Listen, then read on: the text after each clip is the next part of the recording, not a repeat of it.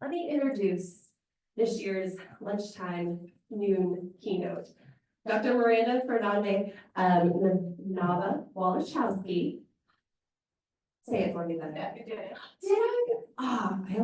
I always get a little stumped. She's a clinical associate professor in the Department of Education and Psychology and Learning Sciences program at Texas A&M University. In addition, she's a credentialed professional certified coach by the International Coaching Federation.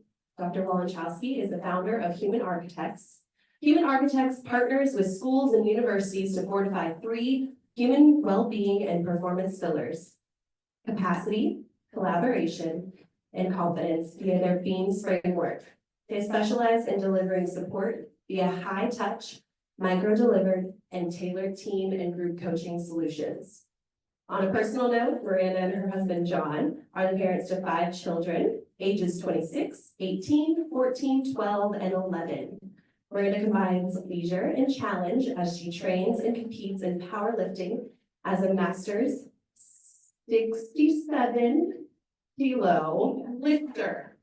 And I believe this is her powerlifting. So without further ado, I want to turn it over to Miranda. Thank you, Dr. Walichowski. Oh, actually, Yes. you better use that. Yes. Well, howdy, everyone. I used to say that the conversations that you have with yourself are the most important conversations. And now I've taken that a step further and realized that the negotiations that you have with yourself are the most important negotiations that you will ever have. And so that's the framework that I'm going to share today.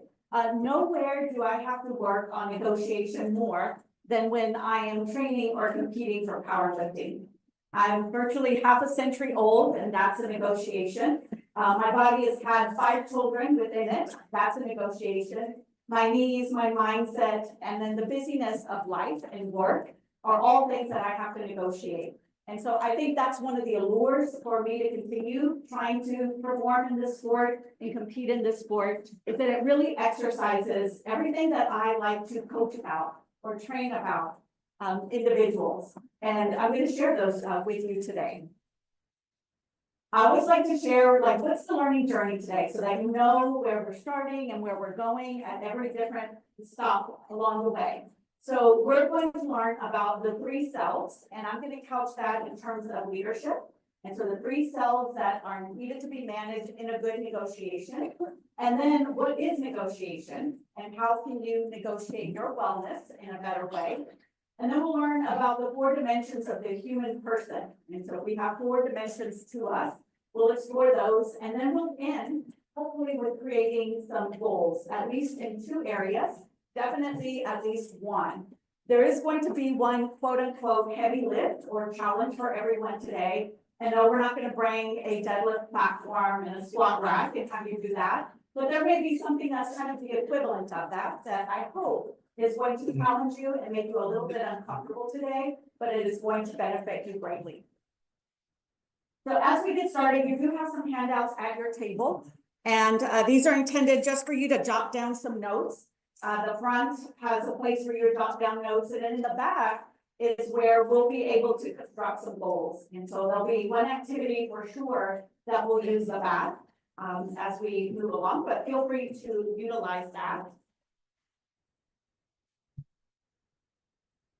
Here are the 3 selves. So in any organization, we have basically 3 hierarchies or 3 entities. And so that is going to be the leader, and that is going to be the manager and the individual contributor. So I'm going to just ask you, what are some of the things that the leader in an organization needs to do well in order for the organization to benefit from? Anybody? What is multitask? Okay. What else? What is the leader in charge of? What did you say? Mentally stable. Okay, being mentally stable. That's important. Set the tone. Yes. Yes, set the tone, big picture. Yes, so the leader is in charge of the mission, the vision of the organization, of driving strategy for the organization. To be a leader is also to be an example. There you go, absolutely. And so we can't expect people to go where we're not willing to go ourselves. And so the best leadership example is your leadership presence that speaks and lives the walk. There we go. Okay, what about a manager? What does a manager do well, need to do well for an organization to benefit their people and the organization mission and vision? Have your employees' backs. Okay, so have the backs of your employees. Communicate. Absolutely. So this looks at in sync, communication, be a conduit of communication flow, both vertical and horizontal as well. Very important. Be the bridge between the leader and the staff. Absolutely. That is perfect. Being the bridge between the leader and the staff. The manager needs to have good processes and systems and accountability and things like that to help the work keep moving forward. And you're right, that manager is the bridge between the vision and then those who are helping execute on the work. Statistically, it's very interesting because statistics show that about 33% of individuals are actually engaged at work. And that's a really interesting statistic, realizing that a third of people really want to be there, a third of people are really contributing at the best to their capacity, and a third of the people are actually happy and engaged and being fulfilled in the work. And so in order to be a great individual contributor, what does an individual contributor need to be successful? You're not the leader yet, you're not the manager yet, you are an individual contributor. What do you need to be successful in any role within any organization? Clear expectations. Very good. Yes, absolutely. Clear expectations. Support. Support, absolutely. Vouch for yourself. Yes, vouch and advocate for yourself. Opportunities. Opportunities, great. Training, absolutely. Okay. And if there's anything from the Zoom, our Zoom audience as well, you can just shout that out as well. And thank you for that. So those are the three entities that we have in an organization. And let's be playful and think about those three entities within ourselves. So there's a part of ourselves that is leading, there's a part of ourselves that is managing, and then there's a part of ourselves that is doing the work, executing, getting things done. And oftentimes those three selves are not in unison. And when they're not in unison, that's why we don't get traction on the goals that we set year after year, on those New Year's resolutions that we set year after year, on those dearly held intentions that sometimes we feel guilty about. So today we're going to be playful and we're going to look at what would it look like to treat ourselves as these three different entities that need to negotiate and work together so that we can have better self-leadership. Because if you're going to be a great leader, it does need to start with leading the self. So if you're leading and yourself isn't following, that's a little bit concerning and no one else probably will. And so that's where we're going to go today. Something happened there? I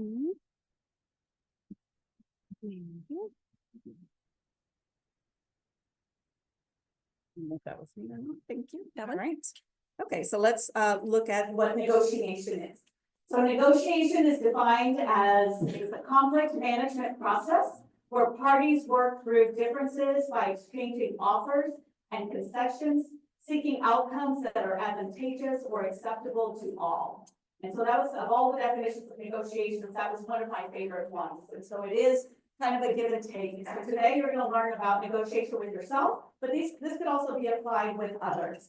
I was so curious about this whole idea of negotiation, and especially as I shared with myself that I took a 10-week course this summer on negotiations, and it was quite informative, and so I'm really excited to share some of those things with you.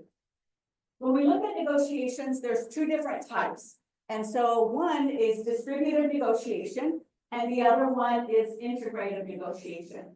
And so when we look at distributed this negotiation, that means that there is a pie, and any piece of the pie that I get is going to then preclude you getting pie. And so whatever pieces you get is going to preclude me from getting those.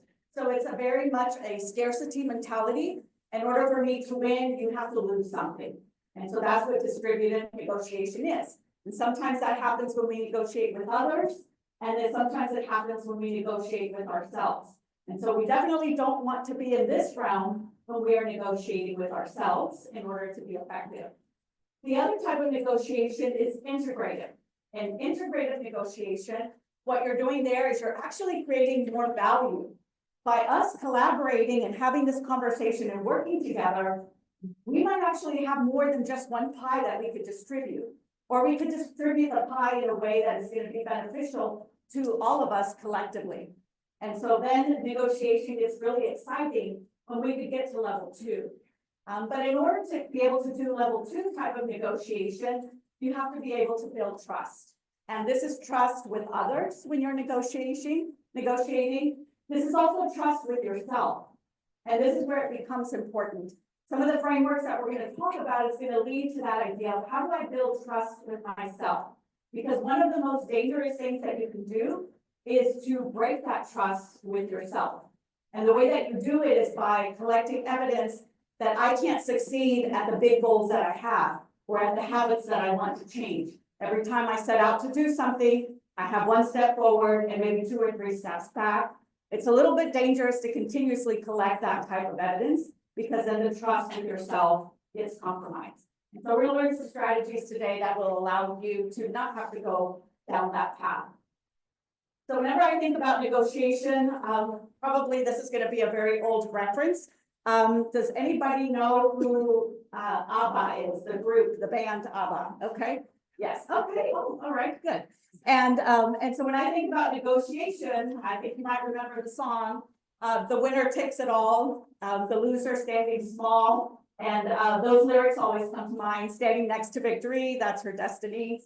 And so whenever I look at the concept between distributive and integrative negotiation, I like to think about that. Like, let's avoid the winner taking all as we're setting goals. So whether you're negotiating with people or negotiating with yourself. So this is what negotiation is going to look like. We're going to focus on one aspect. So many times when you set out with those big important goals, you probably have been competing. There's one aspect of you that is seeking comfort, that is seeking the status quo, that is wanting to do what it has always done. And then there's this competing entity that wants to try something new, venture out, and maybe even do something hard. And it's very much ingrained in our humanity that we are going to be protective. Like our brain is wired to protect us, to say, don't put yourself out there, that's uncomfortable, like just continue to do the status quo, this is safe, this is easy. And so that's the part that's always competing, that duality within us. And unfortunately, the one that we don't want usually tends to win. Sometimes we accommodate, and sometimes we avoid the situation altogether on whatever it is that is important to us, that goal that we want to set. And compromising is not so bad, and actually that's a good place to be. But I'd rather look at it as a collaborative experience. What would it look like to co-create a solution? So that part of me that is saying, no, Miranda, you're doing enough. You can work on that later.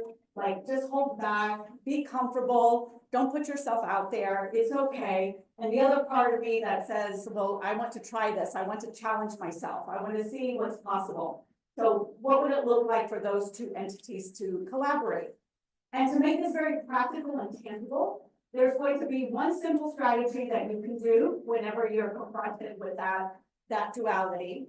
And that's going to be to, whatever you're dealing with, to use the AIM-SMART process. And this is something that I use with my coaching clients, whether they are in the C-suite executives, whether they are faculty or staff at the university, whether they are undergraduate or graduate students.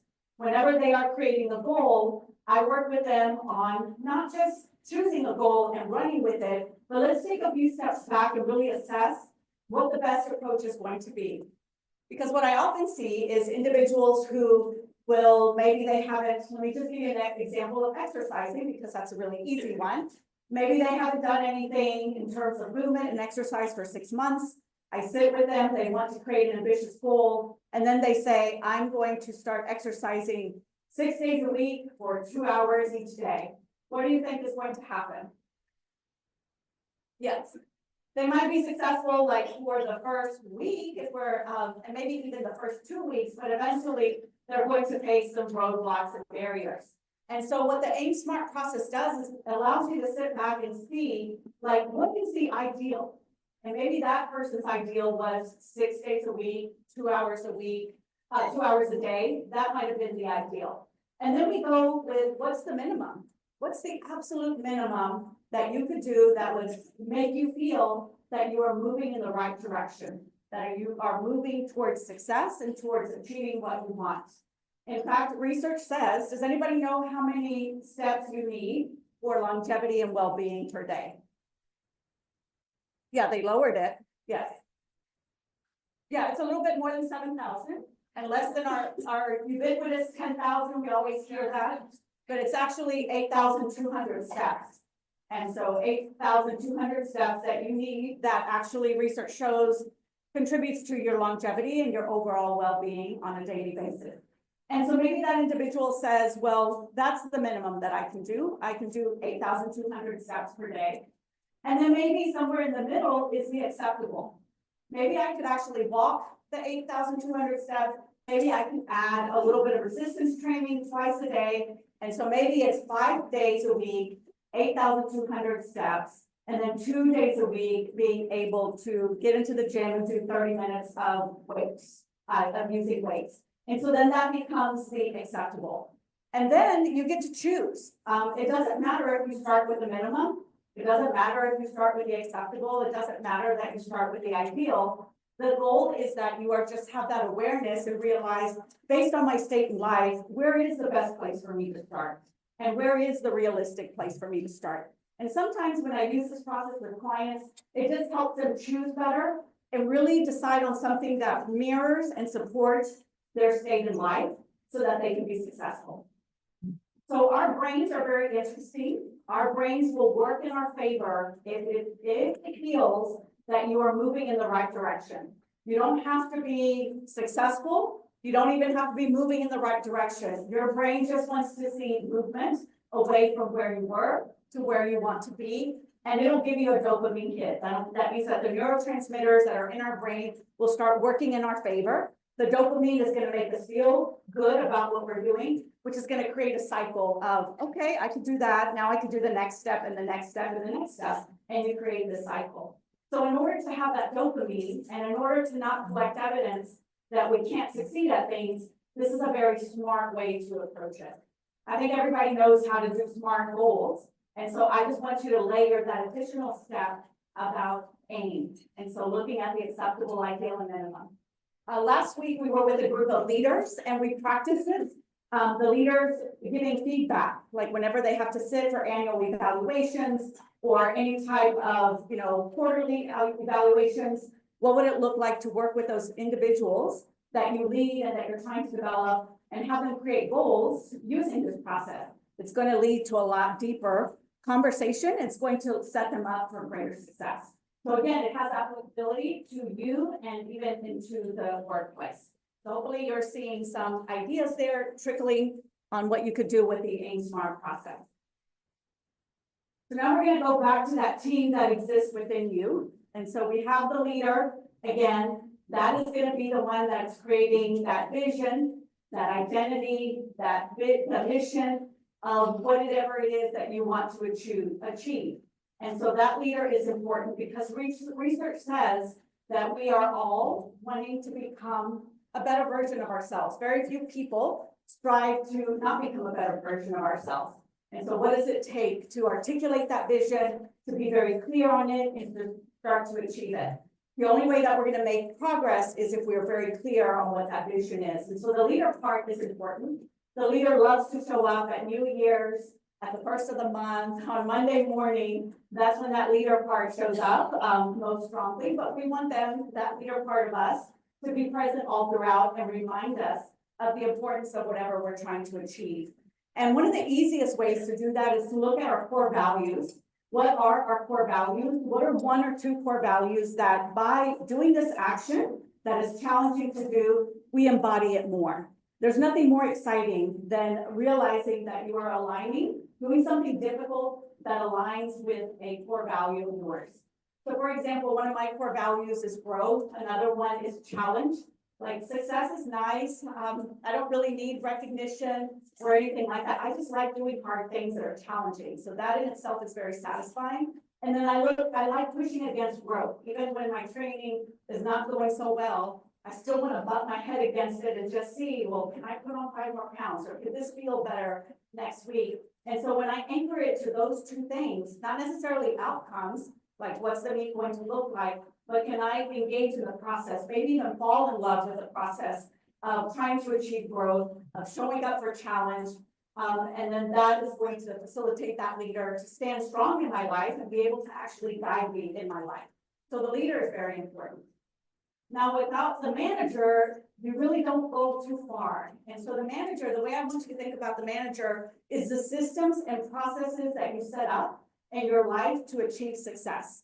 And so there's a saying that you don't rise to the level of your goals, you actually fall to the level of your systems and your processes and your habits. And so if you want to be successful, it's not about creating this robust goal. It's really about what are the systems and processes that I'm going to put into place to be successful. And so once you have those anchored, it's going to allow your goals to move forward, whether they are personal or professional goals. And there's various ways that you can do that. And so that's going to be important to think about. What I like to challenge you, what is the easiest system or process that I could put into place that would allow me to manage my goal better? And so that might be maybe having an accountability partner. It might be having somebody that you report to, like a coach, and just check in on your progress and be able to adjust on a regular basis. It might be doing the goal with someone else. It might be setting up a system that just makes it so easy for you to be able to follow through on whatever that important habit change that you want to make or goal that you want to attain. And then the last one, you need the individual contributor within yourself to show up and do the work. And so in order to get it done, in order to make the progress with the goal, the individual contributor needs to do their piece to move things along. And so as we said, the individual contributor needs clarity, they need support, they need encouragement, they need to understand the why, they need to have those support systems in place, etc., to be able to make that progress. Another thing that's important is maybe the individual contributor might need a linchpin. And what that means is one habit that then opens up a lot of other habits. So for example, back to my powerlifting example, that is kind of a linchpin in my life, and it has enabled so many other good things to happen. Because I compete in that, it's usually okay, nutrition has to follow along pretty well, recovery, setting boundaries has to follow along pretty well, all of those things, and so that helps. If I didn't have that piece, I think I'd struggle a lot more with nutrition and recovery and getting to sleep. Not perfect at it by any means, and still struggling, but it would be much worse. And so that just serves as a linchpin that just makes it easier for me to show up and do what I want to do and accomplish. So it could be that. It could also be stacked habits. And so for example, sometimes I'll try to get my 8,200 steps in, and then I also, walk the dog at the same time. So that's time that I spend with the dog. And then I'll do my prayer time at that time. And then when I walk the dog, it alleviates my husband from having to do that. And so now it's a stacked habit that takes care of about 4 things. And I get my steps in, which was the goal, right? And so that's another way of being able to stack things to make it easier. So I want to encourage you to think about that. Is there a linchpin that makes other goals easier? Is there a stacking of habits? Is there accountability that you need? Is there a partner that you need to achieve that? Is there an environment that you need to set up, all to be able to achieve what you want? So those are how those 3 entities within ourselves are constantly, sometimes in conflict, and we want them to work together so that we can achieve what we want. What questions do you have about that so far?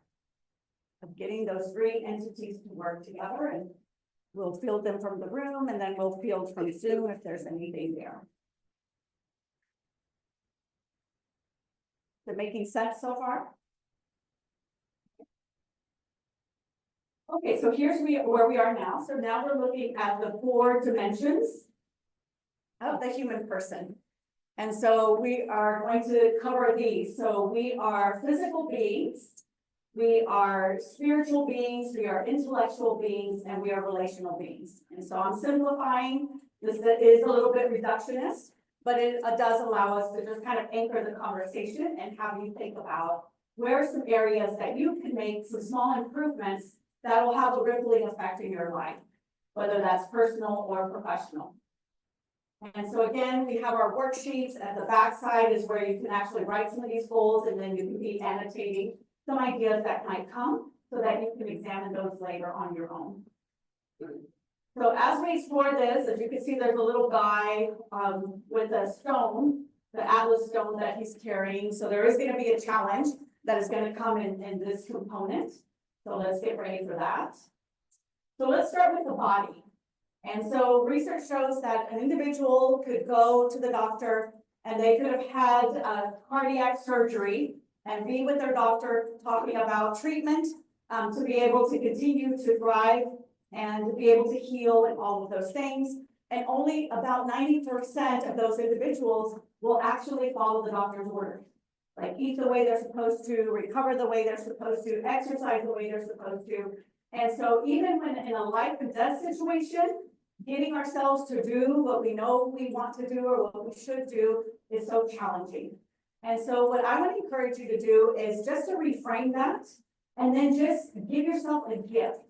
And so instead of looking at, I should do this, I should lift weights, I should have some cardiovascular activities, I should have movement, I should stretch, I should walk. Let's just look at it as, what is one thing that my body is asking me for in order to give me more energy? So imagine energy, I love energy. When I wake up with energy, it's just amazing how the day goes and feels, how the relationships, the conversations, my contribution. On a low energy day, it's pretty scary just to manage what I have to manage in life without energy. So energy is such a precious commodity. Unfortunately, we don't protect it. We allow people to drain it. We drain it ourselves before we even start our day. So if you just ask your body, and I'd like you to think about that in your head right now, what is one thing that you're asking me that if I gave it to you, you would give me more energy? Maybe it's asking you for more sleep. Maybe it's asking you for water, to get water throughout the day. I've talked to so many leaders and coached so many leaders that will skip breakfast and lunch and just have dinner. And it's like, how can you expect to function? You wouldn't do that to a machine, to a car, not fuel it, but yet you expect your precious body to be able to perform without giving it anything that it needs. So that's a little worrisome. Recovery, movement, you know, what is it that your body is asking of you? And maybe that could be where the goal starts. And then once you're successful, that you look at the vision, what is the vision for that? Having more energy, what can you do with that?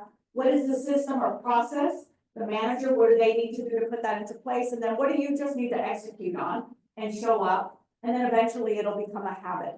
It'll definitely become a habit when you see the value of it. As you start doing this and you notice, oh, I noticed I had more energy when I slept, whatever it may be, 8 hours. Or I noticed I had more energy when I refilled my bottle and I actually had that throughout the day. Or what's really popular in the powerlifting realm, you know, and all the YouTube videos as well, is they talk a lot about like just going for a walk after a meal. That if you go for a walk after breakfast, lunch, and dinner, whether it's 15 minutes, 10-minute walk, you know, that's going to make a great difference on your digestion, just the way that you feel, it gets your steps in. So it sounds really small. Maybe at that time you can call a loved one, a family member, check in on them. And so now it has that dual benefit of helping your digestion, getting your steps in, getting you out in nature, and calling someone to check in on them. And so now you stack a lot of habits. And so it's going to start giving you something more than it takes away. And so that's what's important in that realm. So I want you to think about what that is, and go ahead and note that down if something has come to mind, or maybe a couple of things. You don't have to commit yet, but just capture some ideas of what is your body? Your body can speak to you at this moment. What is it asking? It might even be imploring. Please stop, or please do this, or please give me this. It might even be at that stage.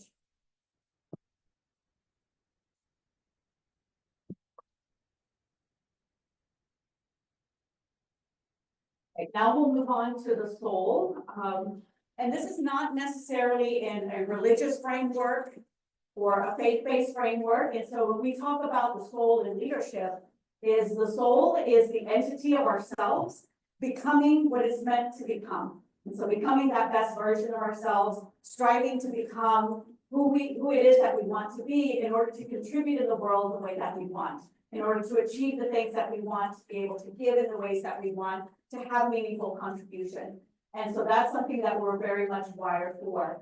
And nothing feels more fulfilling than believing that you're on that path, that you're aligning with your core values, whatever that vision is for who you want to become. Nothing is more fulfilling than that. I had a wonderful experience learning about the soul in a bathroom several weeks ago. And so I had met a lady named Pandora in a training that we were doing online. And she was an absolutely lovely lady. And so we got to go to a conference in Houston, and I got to see her in the little vanity area of the bathroom. And it was really neat to finally see her in person. I had only met her via Zoom. And she shared with me that there had been a death in her family and that she had gone to visit family. And the conversation, as things can do, at times when two coaches are talking, it went quite deep. And we started to talk about just the aging process. And she told me, you know what, after that experience, I'm looking at aging so much differently. I want to age gracefully. And I was so curious when she said that. I was like, I do too. Like, what does that mean? Tell me. I didn't know if it was going to be beauty secrets or what she was going to share, but I was very curious. What do you mean by that? And she said, well, when I went back to see my family, there was two family members that were suffering for either dementia or Alzheimer's. I'm not sure what it was, but she shared that one of them, whenever she spoke, the conversation, the words were very brash. The energy was very negative, very contentious with everyone that she interacted with. The mind is no longer there. And so all that comes out is what the soul has been designed and trained and nurtured to do. And so that's what emanated from that person.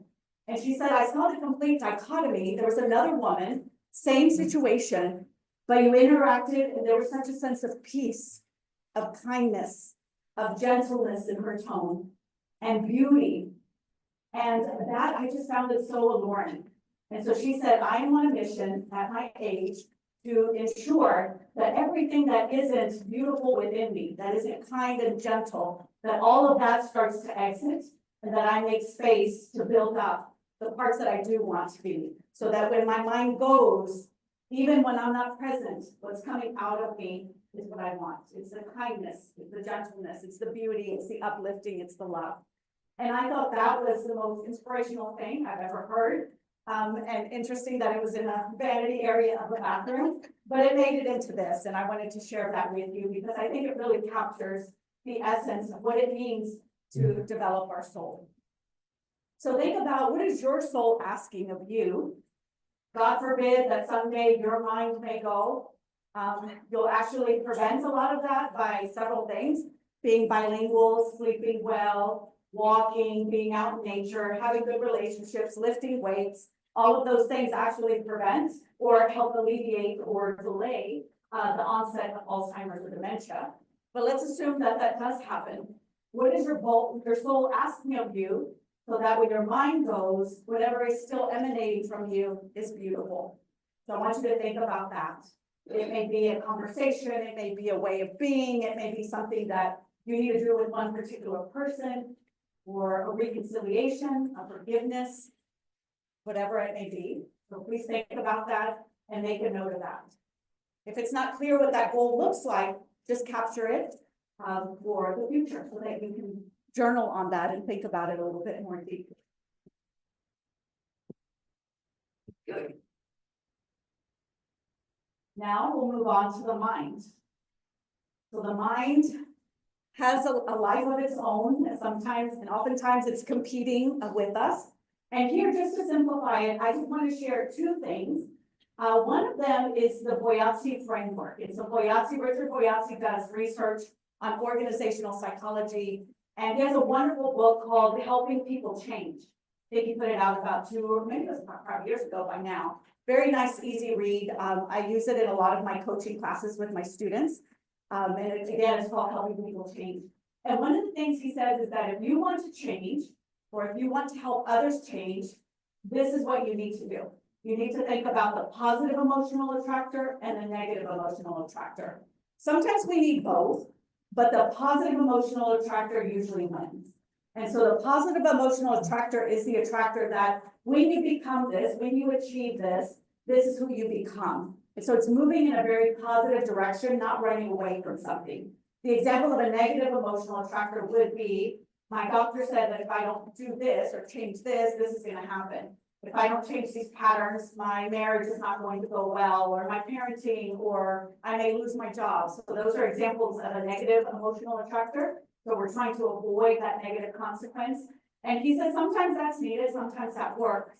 But if you can put it in the positive, the alluring, like this is who I get to become, this is how I embody my core values, all of those things, then it's actually going to attract you in a positive way. And when it attracts you that way, it's just going to feel better. You'll have better energy to achieve those things that might be difficult and challenging to achieve. And so when you're in that negotiation with yourself, you want to do A, your body, your mind are saying, no, let's just play it safe and do B, then reminding yourself of how do I get a positive emotional attractor? How do I invite the leader to remind me of the vision that is positive, that is going to lure me and allow me to make that change, that remind me of why it is important to give myself that, to give my soul that, to give to my body that, my mind that, my relationships that. So I want you to encourage you to think about that. Sometimes again, the negative attractor helps, you know, when you're in dire straits and need to make that change. But again, if you could reframe it to the positive, for yourself and for others, it's going to be better. The other thing I wanted to share with you was the Pygmalion effect. It's also called the Rosenthal effect. Has anybody heard of that? Rosenthal or Pygmalion effect? You have? Okay, great. So 1, 2, okay, so a few people have heard of that. So one interesting study, the Rosenthal one in particular, was done in a school setting. And they told a group of teachers, like, you're about to have the absolutely gifted level students. They are phenomenal. You better be ready for them. It's going to be so easy to teach them. You're just going to have a grand old time with them. And they told another group of teachers, okay, you're going to have the students that are underperforming. It's going to be hard to get them on grade level. Do what you can. We'll try to support you, but this is where we are with that situation. By the end, the students that were actually told, the teachers told them that they were top performing, were actually not. They were the struggling students. So they had kind of reversed the population. And these students that were struggling outperformed the students that actually did have the higher IQ and higher academic performance because of that expectation that the teacher had for the students. Now, we don't do experiments like that anymore, as you can imagine, because it does put people at a disadvantage. But that was a really interesting experiment in human nature, that the expectations that others have of us will cause us to rise to that level. So if others around us have very low expectations of us, then we're going to have low expectations of us, and we're going to actually fulfill those. If they have high expectations of us, we're going to start to have high expectations of us, and we're actually going to fulfill those. So whatever way you believe, you're going to meet one of those two standards. And so why not, like, let's just set a higher standard for ourselves, or surround yourself with people that'll have those high expectations. And if you don't have the luxury or the blessing to have that around you, then begin to have those for yourself. There's a lot of research that shows that, quote unquote, we're the combination of the 5 people that are closest to us. And so make sure that the 5 people that are closest to you are elevating you, are having those high expectations that are challenging you to grow and to become that better version of yourself. And then maybe you're meant to be one of those 5 for some people that does that for others. And how powerful is that? And what a wonderful way to pay it forward. So think about your mind. How is your mind is asking, okay, I'm going to work with you. It's challenging. I'm wired for self-preservation, for safety, to keep you safe, to keep you small, to keep you comfortable. What is your mind needing so that it allows you to, it doesn't hover over you? So kind of that whole idea of the parents who hover, or the helicopter parents, lawnmower parents, or whatever. The same thing with our mind. It's kind of doing the same thing. And it's like, thank you for keeping me safe, but it's okay if I go after this challenge. It's okay if I experiment. It's okay if I make mistakes. So what does your brain need in order to cooperate with you? Is it a simple reframe of just reminding yourself of the positive, negative emotional factor? Maybe it's the story of the Pygmalion effect or the Rosenthal effect. What do you need so that your mind begins to cooperate with you? That idea of creating just a beautiful, powerful mind, and a mind that serves you instead of you being served by it in a direction that maybe you don't want. So co-creation, yes. I think it's a parent that solves problems for the individual. So they jump in and they take over and they solve the problems. And so the helicopter is the one that's always hovering and concerned. The lawnmower just jumps in, might try to talk to the faculty member despite FERPA, those type of things. Okay. Have you heard of the lighthouse? No, what is the lighthouse parent? It's the one that shines a light and tries to, let the ship go, do what it needs to do, but they always have a place to come home to. Oh, okay. Well, So there that's a you new go. one. I heard about it on the radio too. Okay, well, let's be the lighthouse, like I am here, but go venture out and go into the stormy seas and, there'll be a safe harbor here, so, yes. All right, now we're on to the next one, and this is going to be the heart. And by the heart, what I mean here is our relationships. That's the easiest place to capture, this idea. And so here I have a picture. Does anybody recognize this man? Yes, so one, raise your hand if you recognize him. Okay, one, just one, two, kind of three, four, okay. A few, anybody on Zoom mentioning anything? No? Okay, so this is Marshall Goldsmith. Marshall Goldsmith is a very beautiful person to meet. He is a very successful coach. And in his old age, that's what he says, is that I am in the business now of giving back, of teaching others everything that I have learned, of leaving the world a better place. He is the #1 coach in the world. And when I met him, I asked him, how did you become the #1 coach in the world? And he said, well, Miranda, I just told people I was, and they believed it. And so then I thought, well, Marshall, can I go around telling people I'm the #2 person coach in the world? And he said, yeah, you absolutely can. And so that was just a cute opportunity that I had to meet him and talk about that. And so one of the things that Marshall Goldsmith does, and I love it, and I do it all the time with whatever group I'm working with or coaching, is a strategy called a feedback strategy. And you can do this in your personal relationships, in your professional relationships, and it works. It is uncomfortable to do this strategy sometimes. And this is where the big challenge is going to come in today, like that little image of the guy carrying the Atlas stone. This is where that moment of discomfort and challenge is going to come in for us.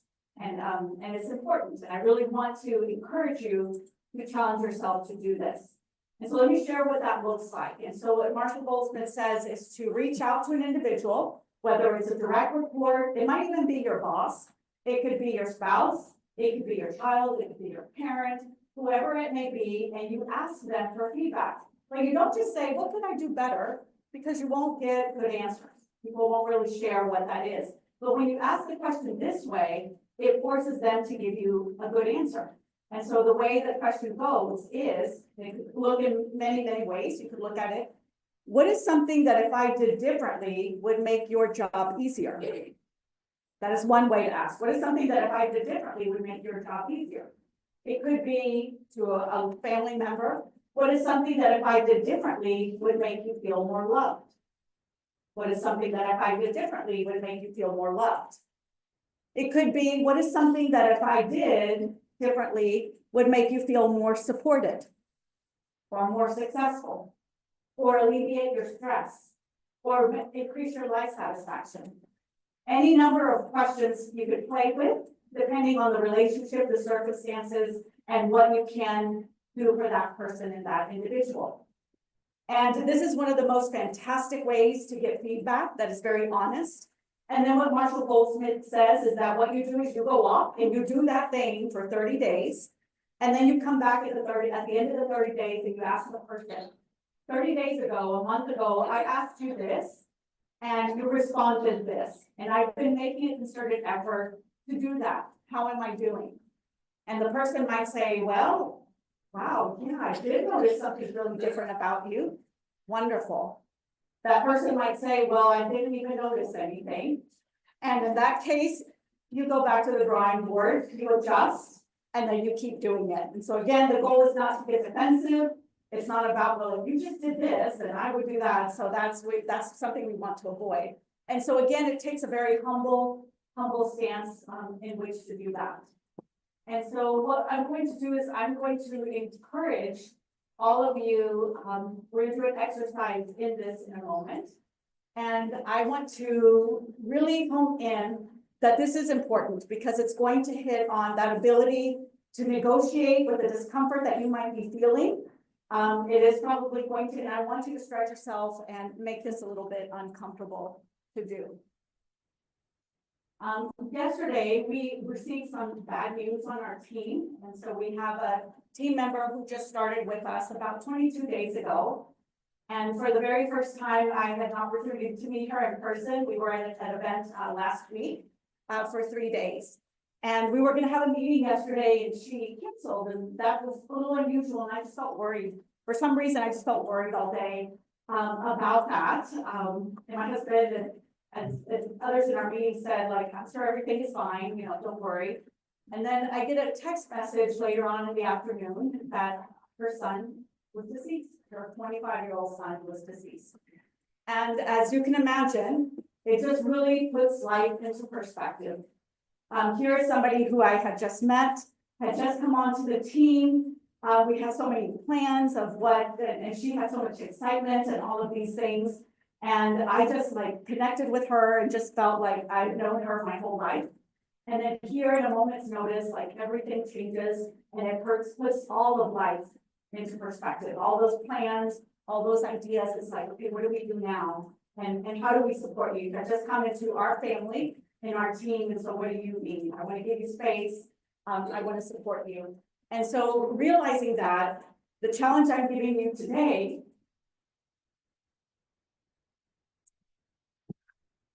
is going to be to challenge yourself. I mean, really challenge yourself with this exercise because you just never know.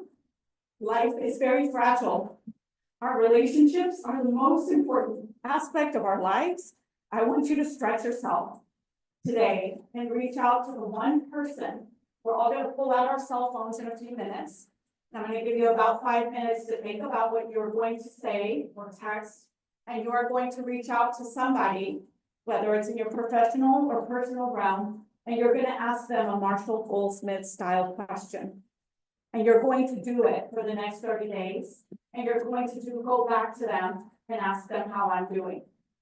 And the reason I want you to do this is we want to pay forward the pain that our dear friend is feeling at this moment that I can't even imagine. And so we want to sort of let that be kind of a wake-up call. We need those wake-up calls throughout our journey to remind us of what's important and what we really should be valuing in life. And so because of that, I'm asking you to pay that forward in that sense to somebody within your realm. So can I have a raise of your hand if you're willing to go along with this? Can I have more hands?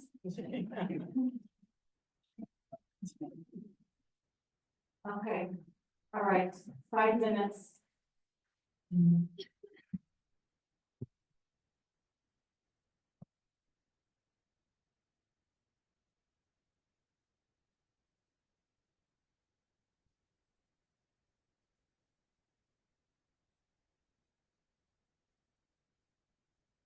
Yes.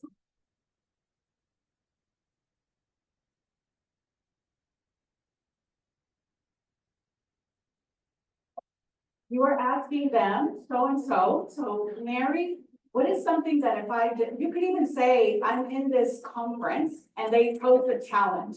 So if it feels uncomfortable, you could blame it on me. And then you could say, what is something that if I did differently would help you, whatever it is that Mary might be. Does she need to feel supported? Help their work go easier? Maybe it's a child, a parent, help you feel more loved, whatever it may be. You can even say, I'm doing this challenge in a conference and I thought of you.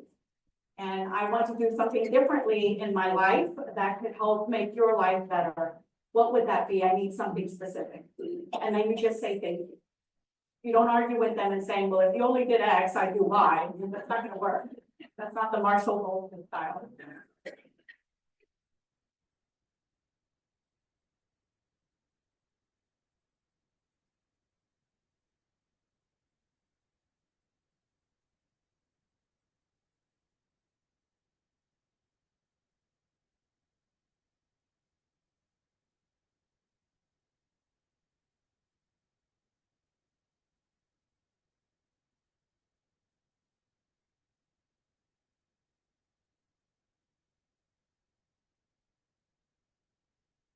Thank you so much for doing this.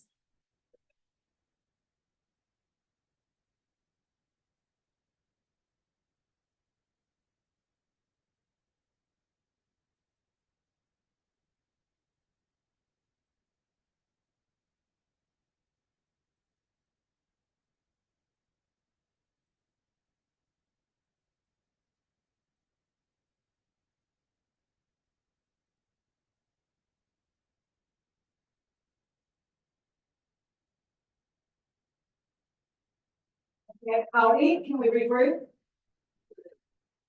I would love if somebody would share what that was like.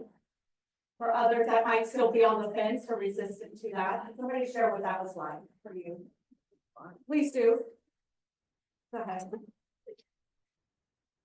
It was fine because the person is somebody that you care about, right? So it was, I did still follow your instructions, you know, because it may be like, okay, well, why is this question coming out, you know, in the middle of the day? So, Right. so I did, put that qualifier in there, but yeah, you know, it's something that, as you said, we should do more, and sometimes you don't think about it, but like, well, yeah, they should be okay, Right. you know, and you don't really think about, you know, things in that nature, so I appreciate the reminder that we should do something like this more. Right, thank you for collaborating. Who else would like to share? Listen, thank you. Hello. Hi. It wasn't that bad. I have a pretty close relationship to him. He actually already responded. But it's just asked me again after one time. He's really good. Okay, all right, very practical. He's probably suspicious, like, what do you need? What do you want? I've gotten that response where people responded, what are you, up to? This is strange. Hi, thank you for talking today. It's been really wonderful to hear. I can so relate to your message. I also lost my son at age 25. Oh, I'm sorry to hear that. Yes. So as a mother of four, I constantly have a new perspective on life. Yes. And not only because of that tragic accident, but going forward with my remaining kids and their spouses, I talk to them several times a day. I'm in their lives. I make sure they know, because you're right. Life is too precious, and you never know what's going to happen. And so I make the most of every moment with them every time I have the chance to do so. Yes, thank you for sharing that. Thank you very much. Anybody else? Please. Anybody on Zoom? Anybody else? If you didn't accomplish the task, the challenge is still on the table, and I hope that you will. It is a part of that, how we grow. So here's how we bring it home. So not all of us can do great things or great big things that'll be visible to the entire world or have an impact that is for thousands or millions of people. But we can all do small things with great love, as Mother Teresa reminds us. So as you venture out, I hope that today you left a little bit different than maybe how you walked in. And if you did, we accomplished our goal. If not, I hope the seed was planted and that you're open and at least curious about this message and what you are being called to do. Thank you so much for giving me your precious time.